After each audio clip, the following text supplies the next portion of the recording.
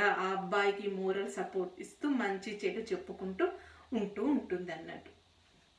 అయితే ఇలా జీవితం గడిచిపోతూ ఉంటే ఆవిడ భార్యాభర్తలు ఇద్దరూ కూడా వయసు అయిపోతుంది. తమ శేష జీవితాన్ని పుణ్యస్థలమైన పుణ్యక్షేత్రమైన కాశీలో గడపాలి అనే కాన్సెప్ట్ తోటి ఆవిడ ఇద్దరూ కూడా తమ దగ్గర ఉన్న వస్తువులన్నింటిని కూడా చుట్టుపక్కల వాళ్ళకి ఇచ్చేసి వాళ్ళు వెళ్ళడానికి ప్రయాణం అవుతూ ఉంటారు. అనుకోకుండా ఒకరోజు ఆవిడకు ఒక కల వస్తుంది. నీ పెరట్లో తవ్వి చూడు, అక్కడ చాలా నిక్షేపాలు ఉన్నాయి, ధనం ఉంది, నగలున్నాయి అని చెప్తాడు. సో ఆవిడ